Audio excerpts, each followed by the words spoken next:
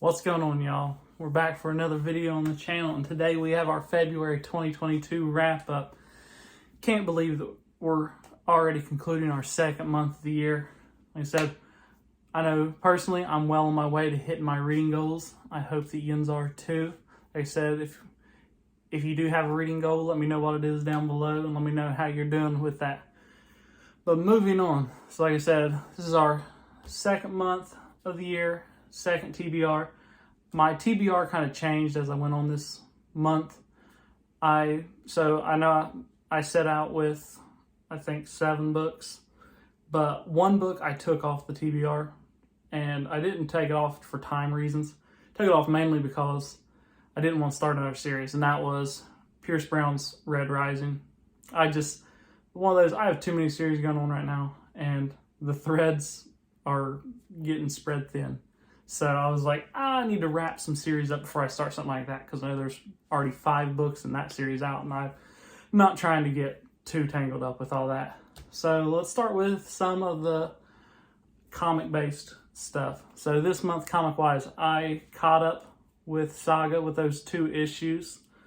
I think one came out in late January, and I just didn't pick it up until the middle of this month, and then I picked up the latest issue of Saga.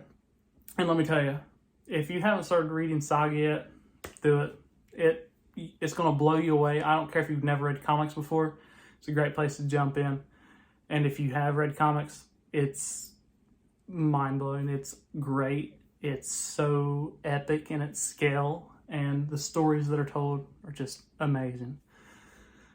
Also comic-wise, I started reading Elaine Lee's Starstruck, and I'm about halfway through that compendium. It's a pretty big compendium, so I'm about halfway through, haven't finished it. It's something I'm going to try to finish up in the next week or so. Like I said, it is just wild, goofy, and I love it. It's so fun. It's just quirky and weird in all the best ways, and really it was so far ahead of its time, honestly. So that's kind of comic-wise. I didn't read too much. I picked up Once and Future, which I'm excited to get into. I may try reading this month. But comic-wise, that's all I got into. And it's kind of just some off-the-book stuff. I probably could have put down a couple more books, or maybe at least tried. But I will say this is probably the biggest month, gaming-wise, I've had in as long as I can remember. Like I said, I had 3 possible Game of the Year candidates with Horizon, with Elden Ring, and Dying Light 2. So I've been no-lifing those lately. I think this weekend alone, I put in like 15, 16 hours to Elden Ring. Saying out loud is kind of like, ugh, but, you know, that's how it goes. So probably could have pushed through, read a little more, but hey, you got other hobbies too. So on to our book rankings. And, you know, like I said, I read a lot of good books this month. I continued a lot of series.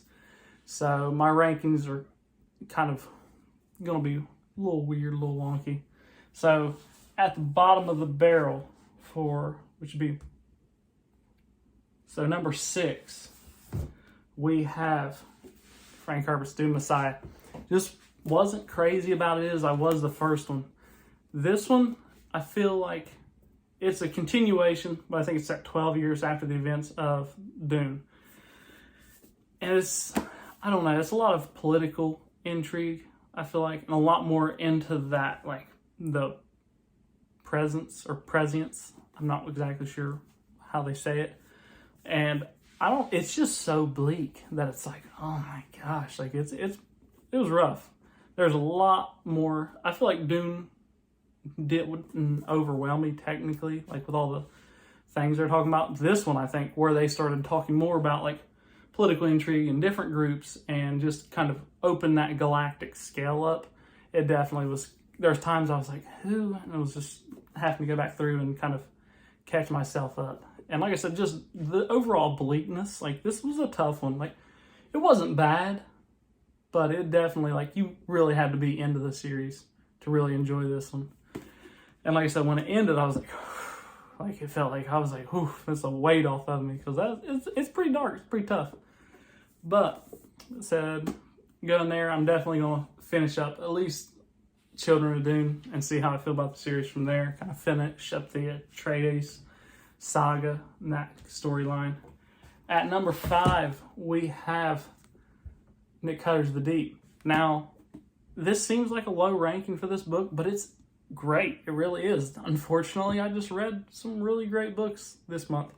It's a standalone novel about a person who is going to the bottom of the ocean in order to check in on a research team because there is a global pandemic that has no cure. So he's gone down to kind of check in on this research team who may have found a cure. It's a great horror novel, and this is the first time ever reading Nick Cutter for me, so it was definitely something exciting, something different. Kind of got my little spice of horror for the month, so that was nice. But it could have ranked higher in some other months, but where I was reading some series and kind of reading those, it couldn't step beyond those massive series that I had been kind of diving into lately. And at number 4, we had The Sword of Destiny. And Sword of Destiny would have been higher. So that's the second short story collection in the Witcher series. So I've read the 3 books that take place before the mainline Witcher series now, and I'm ready to jump into that as I finished up with Sword of Destiny. And it was great. It really is. It's an excellent novel. It's an excellent collection of short stories, but that was my issue with it, is that it's one of those things I really have just been wanting to dive into the mainline ones, but I wanted that background. I wanted to know the story first, so like I could have dove into the Blood of Elves, but I know that I needed to read Sword of Destiny just to have that prerequisite knowledge. And I really think the only thing, like I said, character-wise, story-wise, just the funness of it, and getting to meet some new characters and stuff, it was great. But its biggest lack is there was no cohesive story to tie everything together and push it forward. But some of the stories in this are excellent and just overall a fun read. It was easy to read. It's not taxing, and that's always a pleasure for me. At number 3, we had book 2 in the First Law trilogy, Before They Were Hanged. Now, this one, like I said, these last 3 books were all vying for the top spot, and as they went up, they slightly edged each other out. And like I said, Before They Were Hanged, it's incredible. I think when it's all said and done, the First Law trilogy might be one of my favorite series that I've ever read. And it's phenomenal. This just takes those characters we knew and loved from book 1 and just makes them so much deeper and just kind of continues in an actual plot. So we, like, with that foundation of book 1, we kind of know where the story's going now. So we are able to follow the plot. And like I said, just getting to see these different threads that are followed was just wild. Getting to see some intense and different side of characters. It was just very touching. And like I said, it's just great grimdark. And I can't wait to finish this trilogy and have my heart broken, because I know it's grimdark and I know it's probably not going to end well. So like I said, it is an emotional read and definitely something that I highly recommend. I also highly recommend my number 2 book of the month, which was book 2 in the Faithful and the Fallen series by Mr. John Gwynne, Valor.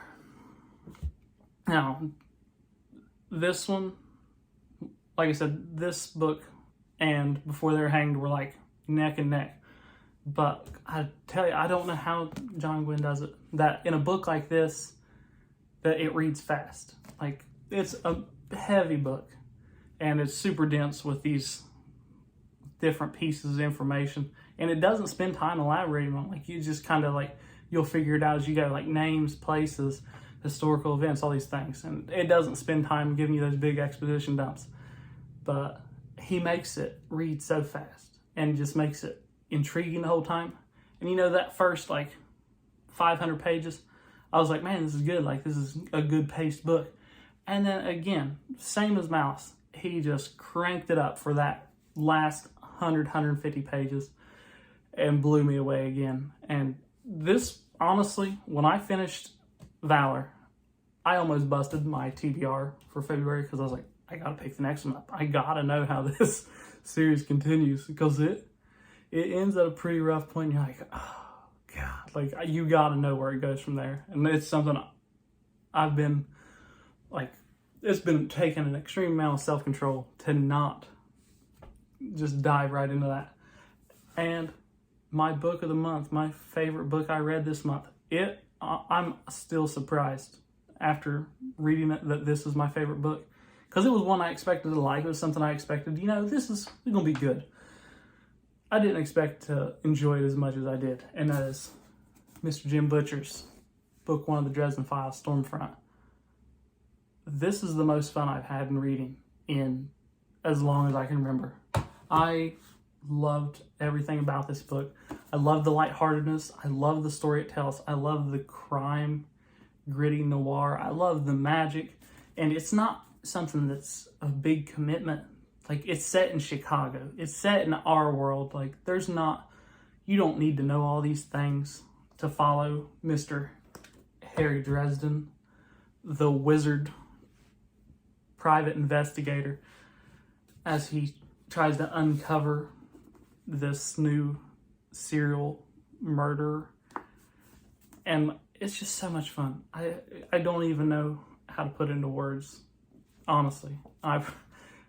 It's like I said, it's just lighthearted. It's just good, cheery, and it's still serious. Like, at the same time, he somehow struck that fine balance between, like, oh, this is like a serious, intense story, but the lighthearted funness of it. And I'm honestly blown away, and I can't wait to dive back into Dresden Files. I feel like I say that with all these, but at the end of the day, these are all great, great series, and they're written by great writers. Like I said, the only series that I'm not super stoked to dive back into, honestly, is Dune. But that's how that goes. So like I said, this month was kind to me. Like I said, don't regret reading any of these books. I thought they all were lived up to the hype, and I can't wait to see what happens in March. So like I said, let me know what you guys read this month. Let me know what you're going to read next month. Until next, that's all I got for you. But until next time, stay reading, y'all.